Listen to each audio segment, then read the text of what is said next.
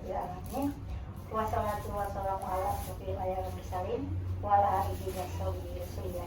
Puji dan syukur marilah kita ucapkan kehadirat Allah Subhanahu wa taala, karena berkat diri beliaulah kita dapat melaksanakan kegiatan kita, yaitu berbagi praktik baik di sekolah tekanan Dinas Bangsa pada siang hari ini. Yang saya hormati Ibu Kepala Sekolah TK Negeri Tunas Bangsa, Ibu Iwita SPD MPD, saya hormati rekan-rekan guru TK Negeri Tunas Bangsa yang sempat hadir pada hari ini. Baiklah Bu, saya hari ini bersama saya Dina Arianti ingin berbagi praktek baik kepada teman-teman semua. Bukan maksudnya untuk mengatakan saya lebih atau saya hebat dari ibu-ibu, karena di sini saya ini menyampaikan beberapa hal. Saya ingin berbagi, nanti teman-teman juga berbagi dengan saya, karena sekolah kita merupakan salah satu sekolah penggerak yang tujuannya saling berbagi. Kebetulan hari ini saya, teman-teman pasti sudah mengenal saya ada yang kenal. Nama saya Dina Arianti, biar lebih jelas, saya mengajar di kelas B1. Kebetulan saya merupakan guru penggerak angkatan 7 kemarin, dan sekolah kita alhamdulillah merupakan salah satu sekolah penggerak yang ada di Kabupaten Pelalawan. Judul praktek baik saya hari ini yaitu saya tentang segitiga restitusi. Teman-teman, praktek baik yang saya lakukan ini masih terkait dengan praktek baik yang waktu saya, jika teman-teman masih ingat, waktu saya selaku CGP menyampaikan disiplin positif. Mungkin belum kelar, saya lanjutkan hari ini dengan segitiga restitusi. Apa itu segitiga restitusi? Seperti apa proses segitiga restitusi yang harus kita lakukan terhadap anak PAUD? Jika kita kalikan dengan PAUD nanti, teman-teman boleh dulu membaca pertanyaan Budina di atas. Coba kamu ceritakan apa yang akan guru lakukan jika murid kita memukul teman atau berantem, baik di lingkungan sekolah ataupun di dalam kelas. Apa yang teman-teman, sebelum kita masuk ke segitiga restitusinya, saya ingin meminta pendapat teman-teman. Silakan, tidak ada yang benar, tidak ada yang salah. Kita semuanya berbagi, kita saling sharing ilmu masing-masing, siapa tahu bermanfaat juga untuk kami. Mohon kesediaan Ibu untuk menjawab pertanyaan saya sebelum saya masuk tentang segitiga restitusi. Silakan teman-teman, boleh izin angkat tangan atau langsung saja. Ayo, silakan Bu Yanti. Dipanggil kedua anaknya, kemudian ditanya apa masalahnya, kemudian diberi nasihat, sebentuk nasihat, ya. Kemudian terakhir juga disuruh saling memaafkan. Oke, plus untuk Bu Yanti. Terima kasih Bu Yanti, luar biasa Bu Yanti. Ada lagi rekan-rekan lain? Silakan. Tidak ada benar, tidak ada salah, kita saling berbagi. Seperti apa tindakan yang biasa Ibu lakukan terhadap kasus seperti ini? Silakan berpendapat Ibu Guru. Silakan Bu Rangga. Coba ceritakan apa tadi soalnya Bu Dina? Coba ceritakan apa yang akan guru lakukan jika murid kita memukul teman atau berantem. Sedikit banyaknya sama yang seperti disampaikan Ibu Yanti ya Bu Dina. Ya. Tadi awalnya adalah kita memanggil karena berantem itu nggak mungkin dia sendiri, Ya. dari dua belah pihak. Yes. Jadi memanggil keduanya, menanyakan apa penyebab dari masalah berantem tersebut. Setelah itu kalau saya melihat karakter anaknya dulu Bu Dina. Kalau misalnya karakter anaknya mungkin agak yang lebih ini, saya memberi itunya tergantung dari anak tersebut gitu. Jadi tindakannya memberikan tindakannya itu sesuai dengan karakter, karena kita kan otomatis udah mengenal karakter anak kita kan. Nah mungkin itu aja tambahannya. Tepuk tangan untuk orang. Semuanya yang disampaikan Ibu Guru, teman-teman tadi luar biasa. Sekali lagi Bu Dina mohon tepuk tangan. Oke, betul. Semua anak itu pasti kita merasakannya. Ada dia berantem, yang disampaikan Bu Yanti benar, yang disampaikan Bu Oka benar, itu tergantung kita lagi. Karena karakter anak itu pasti kita tahu, karena kita yang memegang anak. Slide berikutnya. Ini dia, segitiga restitusi. Segitiga restitusi merupakan suatu proses atau upaya yang dilakukan guru terhadap murid untuk membantu murid dalam memperbaiki kesalahan. Kenapa kita disuruh membantu murid untuk memperbaiki kesalahan? Karena dari proses yang disampaikan berantem tadi yang disampaikan Bu Roka dan Bu Yanti tadi, pasti terjadi dua arah. Tidak mungkin proses berantem itu terjadi satu arah. Tidak hanya berantem, mungkin banyak kasus yang lain seperti terlambat, pasti juga anak sering datang terlambat ke sekolah kan. Jadi kalau di TK kita mungkin identik dengan berebut mainan, ya kan Bu? Berebut mainan atau makanan. Jadi pasti dua arah, karena mereka itu saling tidak enak dengan hati. Aku mau ini, aku mau kan, jadi belum ada titik temu, maka terjadilah berantem tersebut. Itu karena sesuatu yang mereka inginkan tidak tercapai sesuai dengan keinginan mereka, maka timbullah sifat berantem tadi. Bagaimana memperbaikan kesalahan itu? Nah, marilah kita melakukan segitiga restitusi. Adapun tujuan dari segitiga restitusi, segitiga restitusi ini dikemukakan oleh, mohon maaf jika saya salah menyampaikan. Menurut Diane Gesson, membantu memahami perilaku murid dan membimbing murid untuk belajar dari kesalahan dan menjadikan individu yang lebih baik. Teori ini dikemukakan oleh Diane Gesson tentang teori segitiga restitusi yang bisa kita terapkan selaku guru di dunia pendidikan. Ini dikemukakan oleh Diane Gesson. Dia mengatakan membantu memahami perilaku murid dan membimbing murid untuk belajar dari kesalahan dan menjadikan individu yang lebih baik. Itu tujuannya. Karena sewaktu murid melakukan kesalahan dalam proses berantem tadi, pasti dia melakukan kesalahan. Itu tidak sesuai dengan mungkin kesepakatan kelas kita, norma yang berlaku, maupun tutur katanya. Itulah makanya kita melakukan segitiga restitusi ini yang tujuannya untuk ini.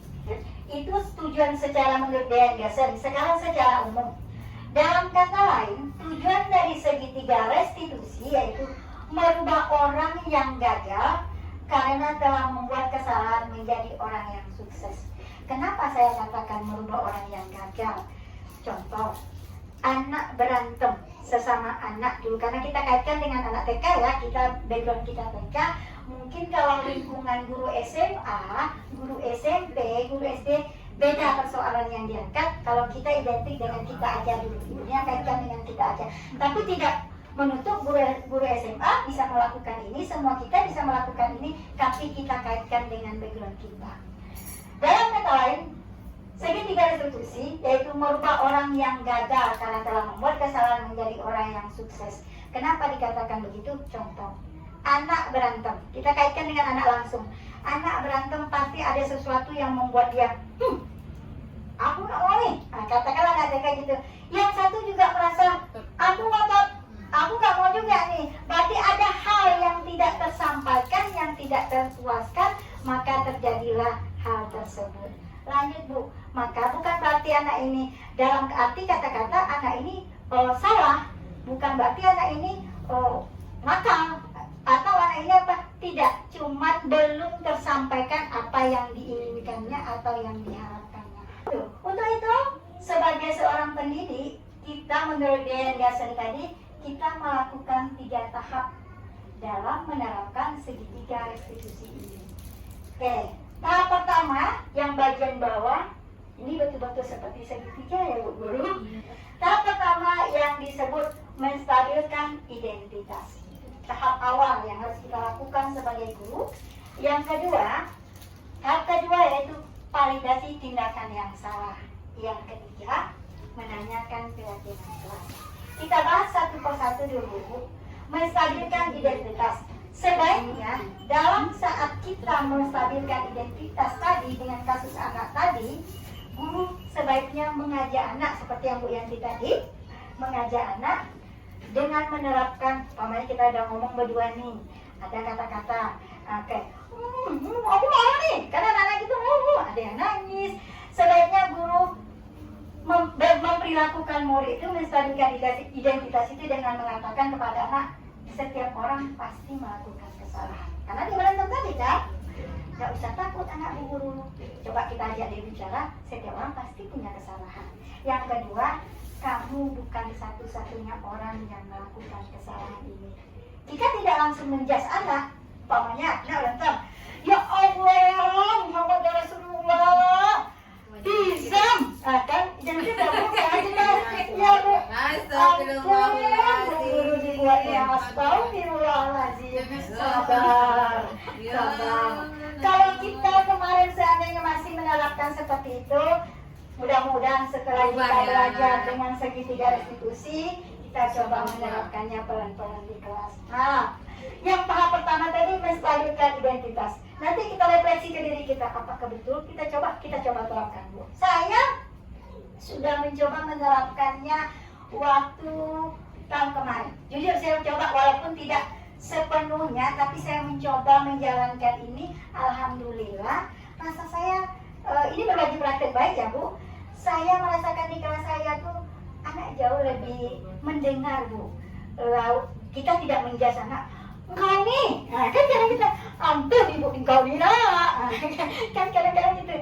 Tapi setelah saya terapkan ini, saya merasa betul ada perubahan yang saya rasakan terhadap anak maupun terhadap perilaku anak setelah itu Bu. Yang kedua, validasi tindakan yang salah. Di tahap ini, guru hendaknya juga setelah kita anak tuh merasa kayak mana gitu kan. Setelah itu kita udah kita ajak bicara, tadi kata Bu Yanti kita terapkan ini, terus kita menanyakan kepada anak, adakah cara yang lebih efektif untuk mendapatkan yang kamu mau? Bisa ini tidak baku tergantung kosakata kita terhadap anak. Kamu pasti punya alasan melakukan hal tersebut. Kalau dia berantem tadi, pasti dia punya alasan Bu, kenapa dia sampai berantem? Bisa jadi dia membela dirinya, bisa jadi merasa dia yang duluan Bu, dia yang ini Bu, pasti dia punya. Makanya ajaklah anak itu berbicara dengan menerapkan ini. Dilanjutkan yang ketiga, menanyakan keyakinan. Di sini setelah kita menstabilkan identitas, validasi tindakan dia tadi, kita tanyakan kenapa seperti itu nak, apa penyebabnya nak, menurut kamu seperti apa. Terus kita tanyakan, setelah dia agak tenang, menanyakan keyakinan. Setelah kita menstabilkan, memvalidasi tindakan dia akan bercerita, iya Bu, dia gini-gini tadi Bu, saya Bu, jaga diri, dia mukul duluan. Kadang-kadang kita bahasakan itu Bu, menanyakan keyakinan. Kita kembali ke disiplin positif yang sebelumnya. Ibu Dina udah buat setiap kelas kita punya disiplin positif. Kita kaitkan, kamu ingin menjadi orang seperti apa kalau seperti ini. Terus nilai-nilai apa yang sudah kita sepakati. Kita kaitkan yang dia lakukan tadi dengan nilai-nilai kesepakatan kelas. Karena kebajikan yang dikonsumsi pasti kita sudah terapkan terhadap anak kita. Nah ini dia, mana yang menstabilkan identitas? Menstabilkan identitas merupakan langkah awal yang dilakukan guru ketika anak melakukan kesalahan. Karena ada kebutuhan yang tidak terpenuhi dalam dirinya. Maka peran guru di sini mengajak anak untuk berbicara, mendengarkan apa yang dia ceritakan, dan berkata kepada anak, tidak ada manusia yang sempurna, setiap manusia itu memiliki kesalahan. Ucapkan itu Bu. Mau gitu ya? Iya, kalau Bu Dina iya, semua kita punya kesalahan loh nak. Karena manusia itu diciptakan Allah tidak sempurna. Jadi wajar kalau kita berbuat kesalahan. Jadi dia merasa tidak dia apa namanya ya? Dia apa? Dijudge. Aku salah, aku udah berantem. Jadi dia tidak merasa rendah diri, tidak merasa takut, tapi kita menstabilkan, menenangkan lah mungkin di sini ya Bu ya. Validasi tindakan yang salah merupakan pengakuan atau pengesahan maupun tindakan yang tidak sesuai dengan hukum atau norma yang berlaku. Pada tahap ini, guru dapat melakukan pembicaraan dengan murid dengan mengatakan, tentu kamu punya alasan melakukan hal tersebut. Bu guru yakin kamu bisa melakukan hal terburuk dari ini. Tetapi, adakah cara yang lebih efektif untuk tindakan tersebut?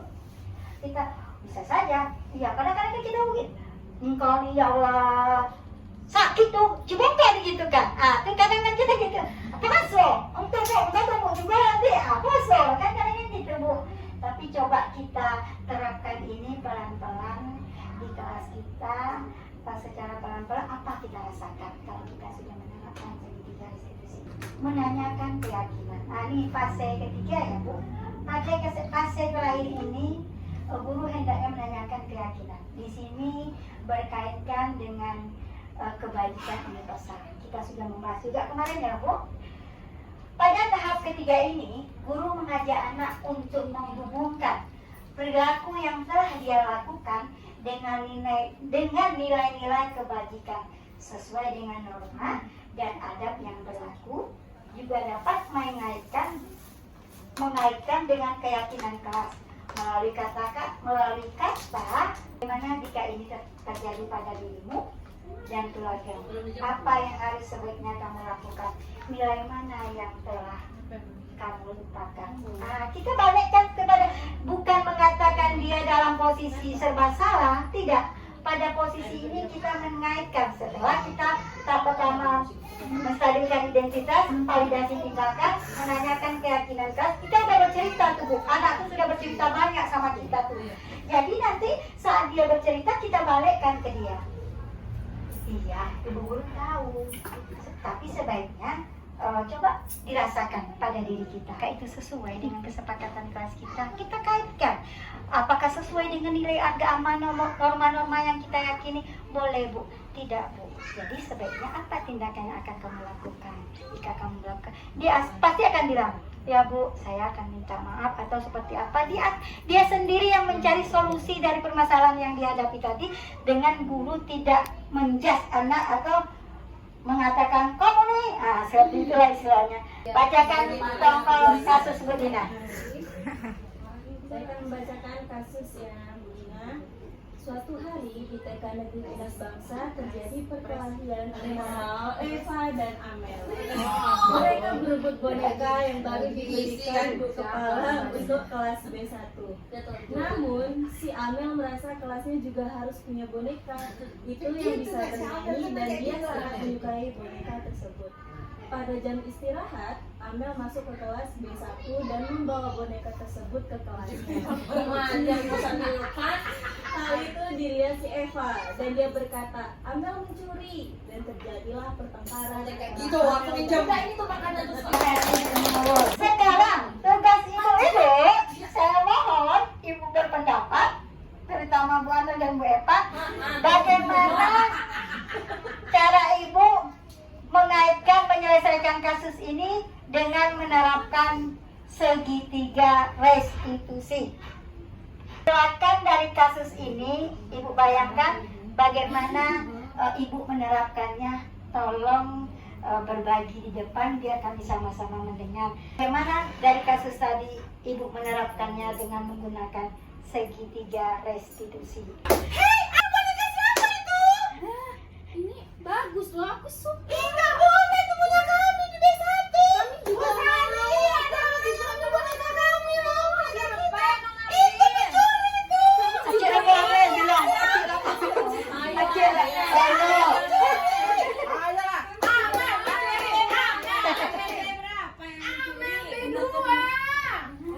Coba kita panggil dulu Amel ya. Amel mencuri. Amel mencuri. Yang mana Amel ini Amel? Iya, ini Bu, ini kan punya kita nih Bu, pakai sapu. Tapi ini bagus kan Bu. Tenang dulu coba. Dia mencuri loh Bu, tapi pas silakan yang undang-undang. Ini bagus. Ya tapi ini punya kami loh.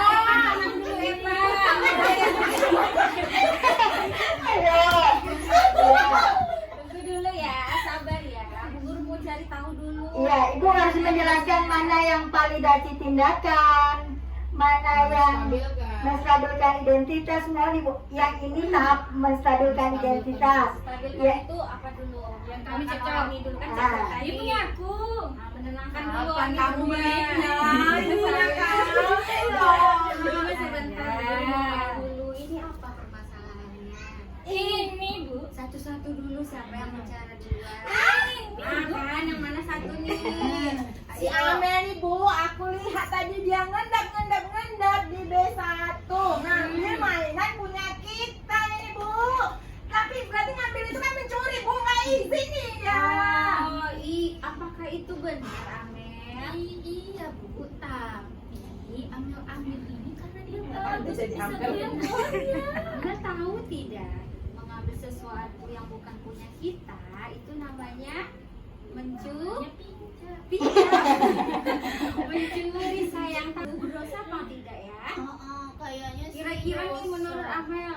Dosa sih Bu, tapi ini tuh bagus, nggak ada di kelas kami. Beli. Bilang sama Pak gurunya Tapi beli. apa yang dilakukan Amel itu perbuatan yang tidak baik. Itu namanya mencuri. Kalau Amel pengen bermain mainan boneka ini, Amel tinggal bilang saja sama bu guru kelompok B1. Boleh dibawa ke kelas Bu? Tidak boleh, nanti saja waktu Amel rolling kelas di B1. Bisa? Coba Amel kembalikan lagi, coba bonekanya. Kasihkan dulu deh sama Evanya. Kan punya B1 tadi ya, Iya, Eva? punya kami. Iya. Oke. Coba yang bagus dong, kasih. Senyum dong. Itu dia. Oke. Maafan, ayo. Bagaimana? Biasa guru TK nih ya Bu. Terima kasih saya ucapkan Bu Sari, Bu Amel, rekan-rekan lainnya, Bu Roka sudah menerapkan proses segitiga restitusi. Mungkin tidak ada yang salah, tidak ada yang benar. Mungkin sebaiknya dari kasus tadi, sebaiknya kalau kita praktekkan, sebaiknya tidak menjumpai, menurut Bu Dina ya, itu tidak ada aturan itu. Kalau Bu Dina menerapkannya, Ibu Dina tidak mempertemukan Amel dengan Ibu Epa dulu, Epa dulu, si Amel dengan Epa dulu. Kan kita pasti tahu nih, kalau dipertemukan dia tetap akan cekcok seperti yang terjadi dengan Bu Sari, yang diterapkan Bu Sari tadi, dia tetap akan cekcok. Aku benar, masih ngotot, masih merasa aku paling benar. Stabilkan identitas ini sebaiknya, kita kan udah dengar nih, tenang dulu. Nah, kita ajak, kita udah, kasus kita udah tahu, nanti kita jumpai Amel, atau Bu Sari panggil si Amel. Mel, tadi ke kelas B1 ya? Pokoknya gitu kan. Ngapain tadi Mel? Pura-pura aja lah kita, biar dia bercerita dulu. Ya Bu, di B1 tuh ada main boneka, Amel suka Bu, katanya kan. Ini Bu, panjang cerita. Amel mengatakan, oh ya. Dan terus tadi Bu Dina dengar juga ada yang mengatakan itu. Iya Bu, pasti dia akan bercerita Bu. Iya Bu, tadi si Amel tuh bilang aku mencuri, si Eta tuh bilang aku mencuri Bu, padahal aku kan Bu cuma ngambek. Bilang ngekep, padahal dia udah ngambek nih kan, kata. Seharusnya kan kayak Roka bilang tadi, Bu Roka, enggak, saya enggak, cuma pinjem. Kata dia kan, cuma pinjem, saya enggak curi. Padahal dia mengambil sesuatu yang bukan milik dia, sebenarnya udah mencuri kan Bu. Walaupun dalam arti kata dia merasa dia tidak mencuri, dia hanya ingin memiliki itu. Enggak, aku enggak mencuri, aku cuma pinjem. Itu efek karena kita mungkin menghadapannya. Tapi kalau Bu Sari, kalau kita terapkan, iya, emang mencuri itu semua orang pernah loh, mengambil barang. Bu Dina juga pernah kok ngambil barang teman lain dulu. Ibu Dina ambil aja. Apa makanya kita ajak dia ngomong gitu. Bukan ambil satu-satunya yang ngambil barang itu. Ibu Dina juga merasa tidak mencuri kemarin. Kita ajak ngomong, kita terapkan ini Ibu. Namanya kita kan sama-sama manusia, punya salah. Apa-apa, biasa aja lagi. Dia jadi merasa, oh aku enggak kena marah loh, aku merasa yang aku terapkan berarti benar. Dia merasa, tapi setelah itu kan kadang-kadang kan Bu, benar nggak rasa Amel tadi itu, perbuatan Amel tadi itu mencuri? Nggak tahu Bu, aku merasa aku nggak mencuri. Umpamanya dia tetap ngotot tuh Bu. Tapi kalau Ibu ajak berbicara dengan mengatakan, bukan Amel aja yang pernah melakukan kesalahan kayak gitu, banyak Bu guru juga pernah, seolah-olah kita ikut serta dalam kegiatan yang dilakukan yang tadi. Setelah dia agak tenang, baru kita masuk ke tindakan kedua Bu, validasi tindakan yang salah. Kita tanya dia lagi, kita meyakinkan mana tindakan dia salah tadi, apakah benar yang dilakukannya tadi. Tuh, kamu Amel, apa sih alasan Amel ngambil boneka itu? Pasti dia cerita, iyalah Bu, di kelas kami nggak ada boneka itu, di lokal B1 tuh ada, jadi aku pengen lah Bu. Jadi caranya yang mungkin dia salah melakukannya karena dia mengambilnya tanpa permisi. Kita bisa memancing itu, Bu. Iya, Amel memang nggak salah. Amel pengen mainkan boneka itu.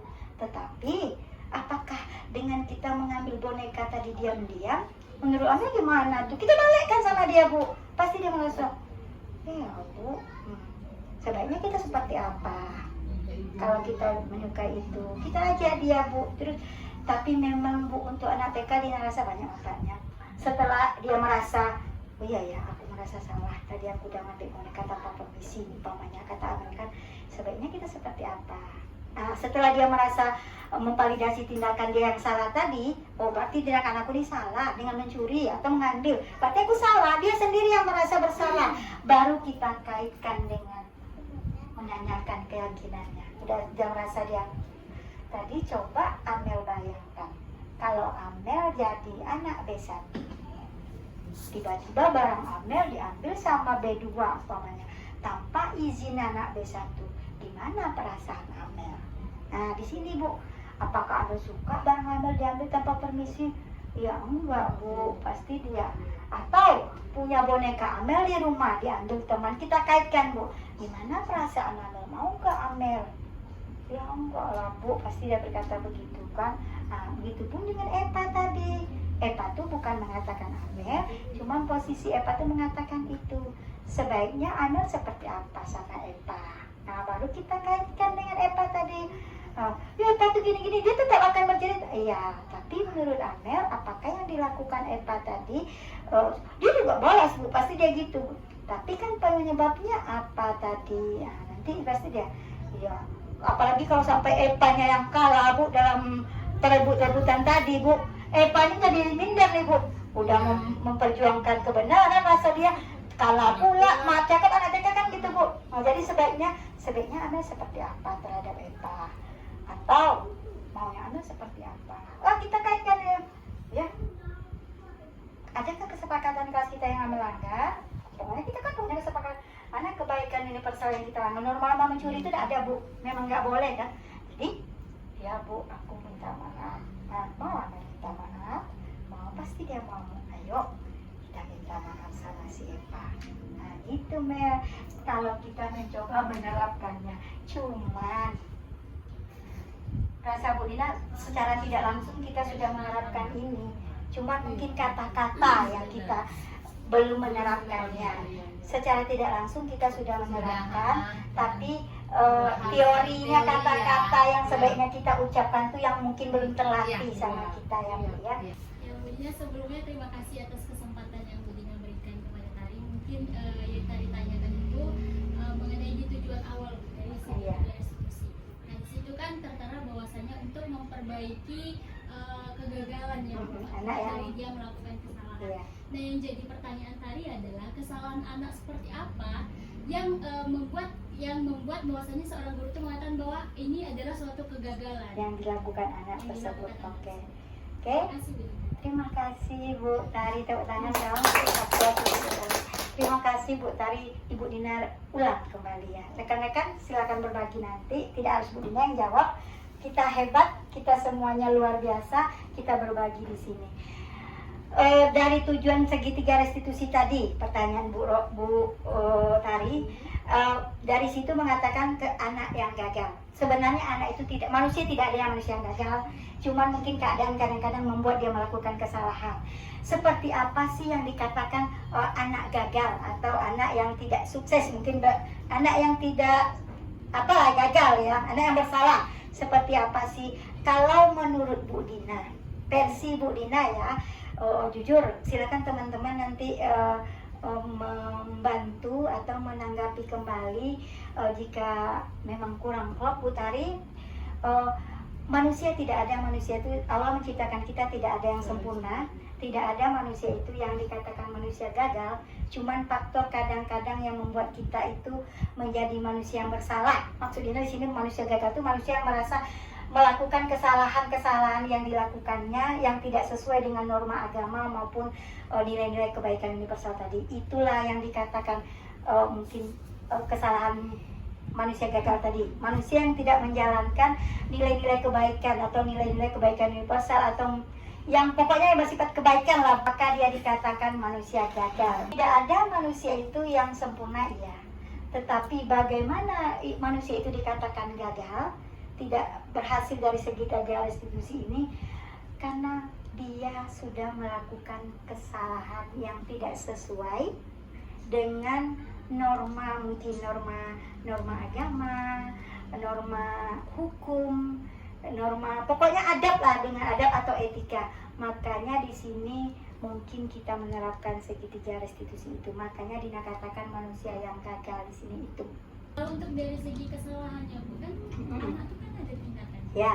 Jadi kan kesalahannya itu seperti apa yang biasanya, oh ini anak ini kayaknya termasuk ke dalam kategori gagal, tapi gagal itu kan versi kita. Ya, versi guru masing-masing. Iya. Anak itu gagal. Iya.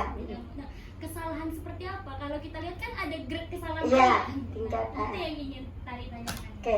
Mungkin secara teorinya Bu Dina, jujur Ibu Dina bukan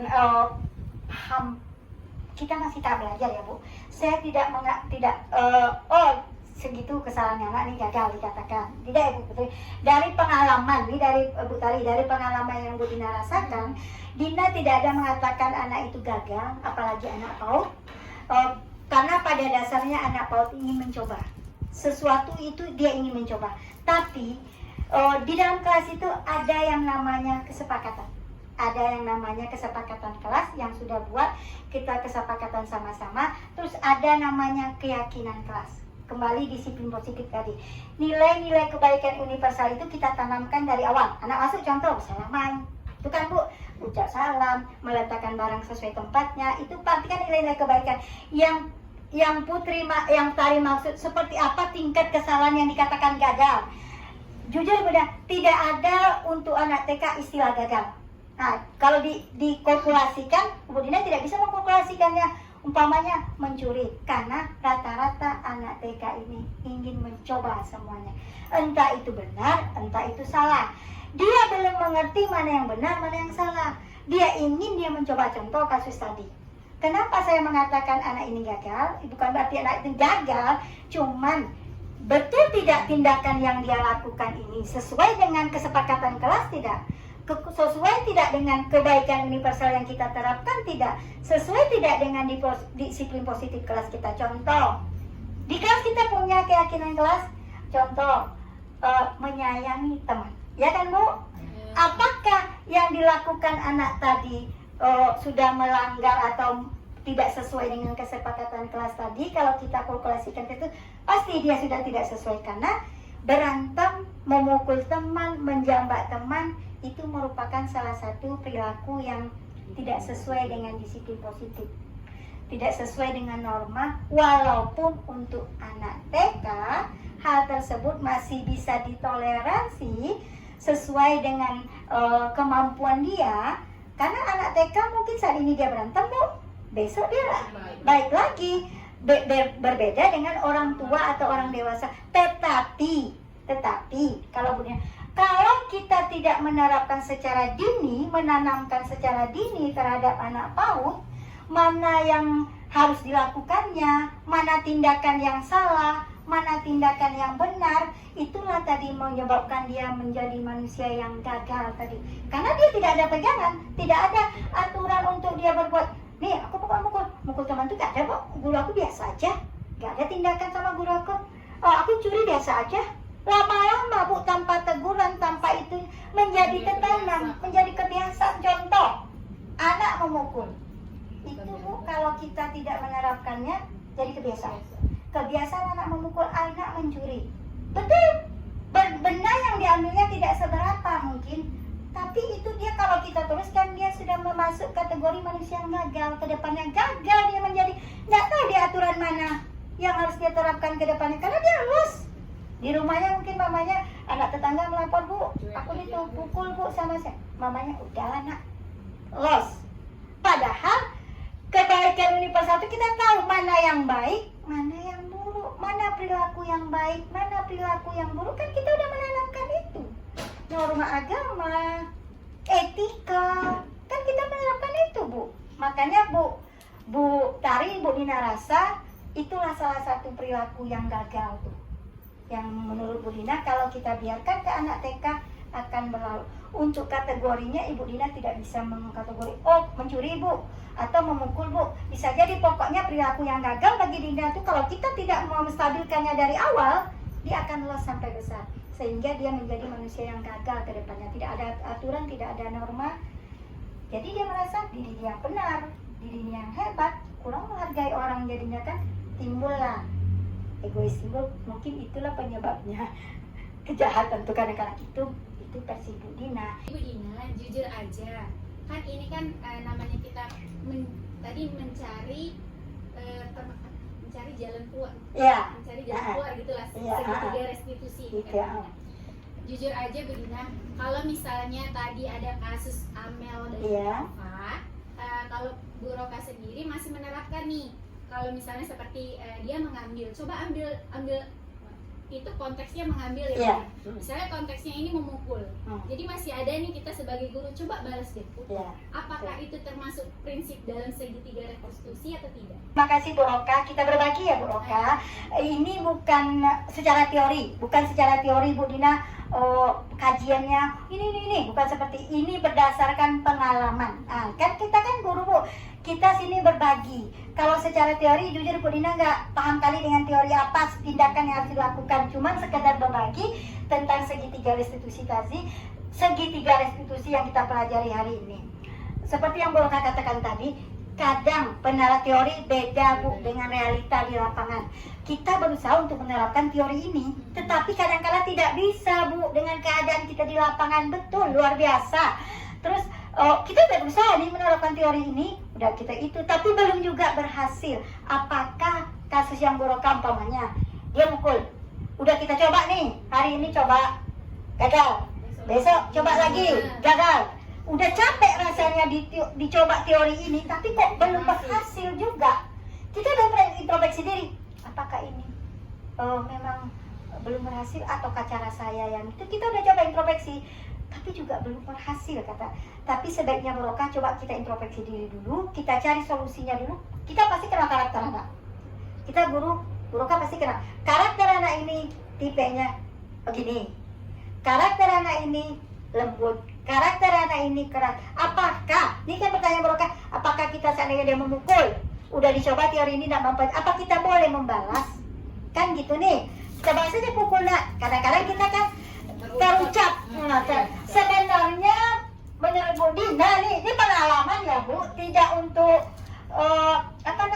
tidak, kok guru gitu, enggak gitu ya Bu. Pengalaman, kita sudah mencoba cara ini nggak berhasil, cara ini nggak berhasil, trik ini tidak berhasil. Kita sudah coba juga introspeksi diri, tapi kok anak ini belum ya. Udah konsultasi juga dengan orang tuanya nih, datanya juga dengan kawan rekan sejawat, tapi masih seperti itu Bu, dengan karakternya yang keras. Ada loh Bu, jangan tidak salah, mungkin di Bu Roka merasakan di lapangan ada kan, karakter anak ini keras. Kalau kita keras terus, dia nggak berhasil lagi. Lembut juga udah kita coba, apakah boleh Bu Dina kita mau temannya balas? Ibu Dina, kalau trik Bu Dina ya Bu Roka, kalau kelas Bu Dina, ini kalau pengalaman Bu Dina, anak ini lembut, ini kan ada trik, ini lembut baik kali, nggak banyak masalah Bu. Kalau ngomong ya sesuatu, karena ada tipe Bu. Tiba-tiba itu pula yang berkasus.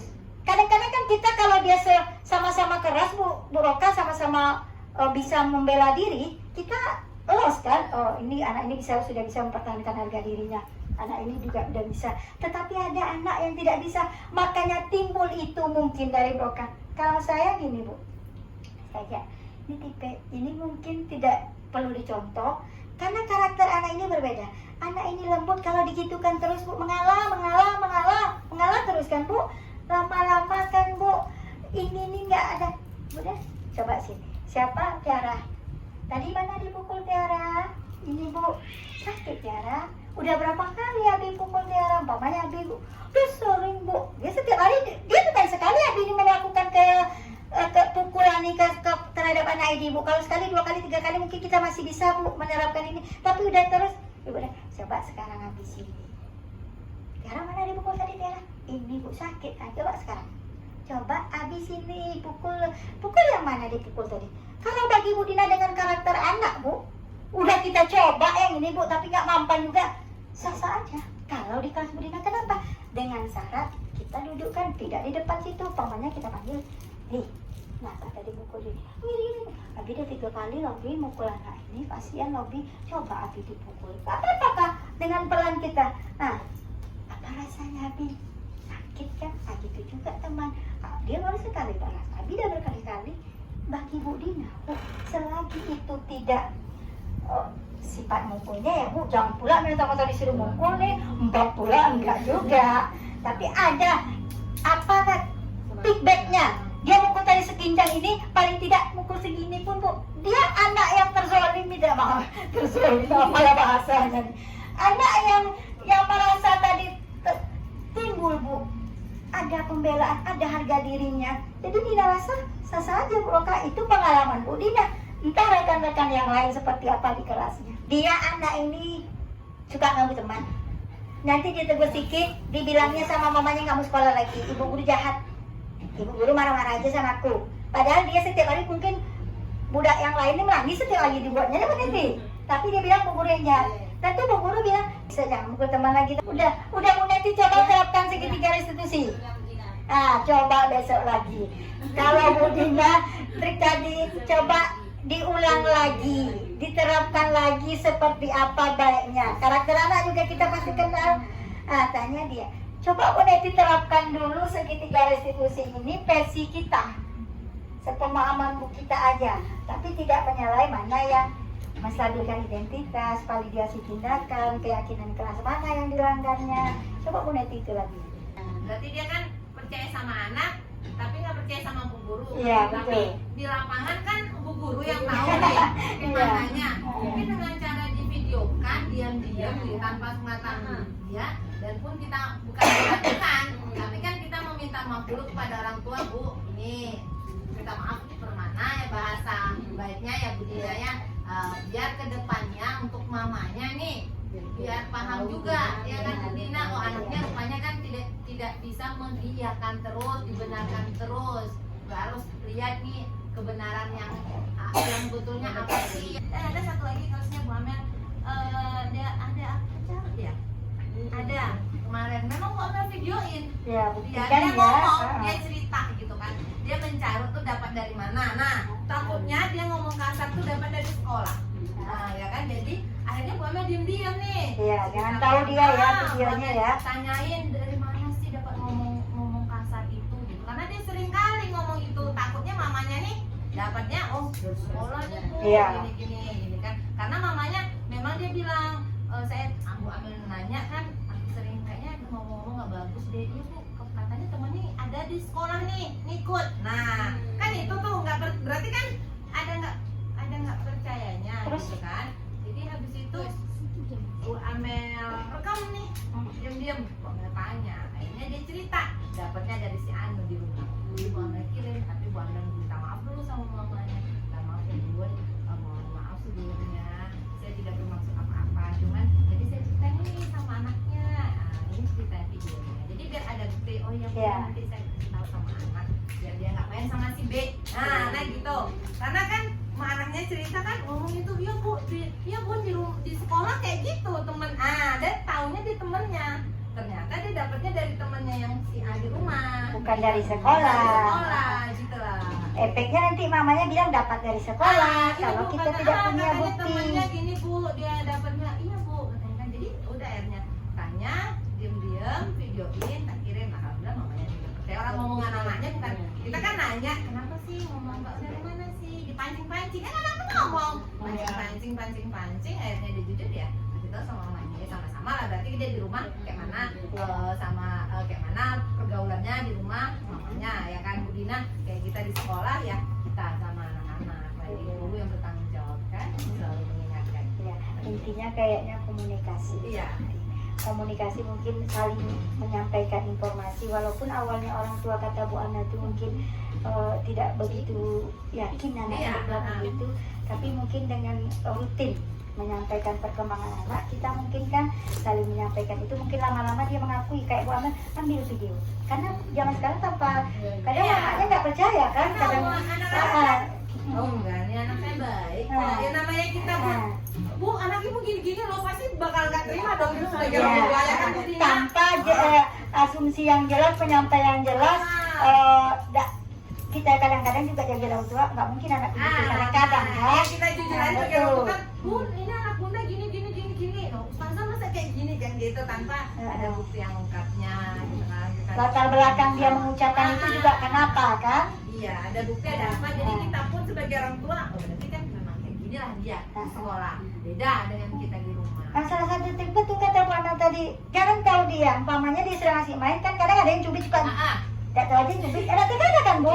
Tiba-tiba duduk, nanti yang lain nggak tahu aja, sakit, nggak pura-pura dia seolah-olah nggak, padahal dia yang nyubit nanti ditegur, kenapa tadi nak? Udah coba kita, besok dia yang biasa tidak pernah mendapat teguran, selalu menjadi nomor satu, apa kata dia, kan ada egois anak tinggi kan Bu? Sekali kita sampaikan itu, dia merasa guru kita kan netral, yang menurut kita kurang tepat ya kita nasihati kan, tapi dia merasa mungkin selama ini kadang-kadang anak tunggal lama lalu kadang-kadang dia engkau lah ikan payungku jadi seolah-olah dia itu merasakan betul tuh, videokan aja dengan karakter orang tua yang seperti itu tuh trik yang bagus Bu Ana, videokan diam-diam nanti baru Bu Ana dipanggil, Bu Ana, ini Bu jangan sekali di video, kapan tanggal berapa video lagi Video rame-rame kan, kamera situ biar karena jangan Bu Neti bilang kita video ya, betul.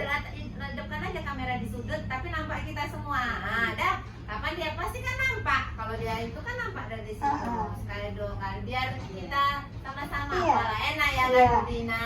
Kita pun menyampaikan nggak sekedar mengatakan rekayasa atau omongan kita aja, nggak satu pula video itu kita punya tanggal sekian timbul lagi kasus, besok ada mamanya baru dipanggil ceritakan ini tanggal berapa Bu, tapi dia itu nggak munafik udah ada itu.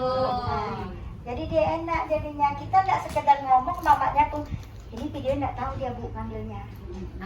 Jadi kita punya bukti, tidak sekedar omongan, solusinya mungkin sebetulnya kata Bu Ana salah Dan satunya kita seperti itu. sebetulnya bukan pengen ngejat anak tuh Iya. nakal, Nggak ada hantu nakal. daripada nanti ke depannya sering salah paham ya karena apalagi dia bakalan ke depannya sekolah lagi dari kelas 6 kelompok B atau ke SD, lebih baik kita solusikannya sekarang. Oke, cukup berarti? Rekan-rekan cukup? Sekecil apapun perubahan positif yang kamu lakukan di kelas akan berdampak luar biasa dalam pembelajaran, betul tidak? Maka mulailah perubahan kecil di kelasmu demi generasi emas 2040. Bergerak, menggerakkan. Ayo bergerak, menggerakkan. Terima kasih rekan-rekan semua. Sampai di sini dulu presentasi Bu Dina. Besok kita kembali berbagi praktek baik dengan rekan-rekan lain. Semoga bermanfaat yang Bu Dina bagikan hari ini. Terima kasih Bu Dina sudah dengan wassalamualaikum warahmatullahi wabarakatuh.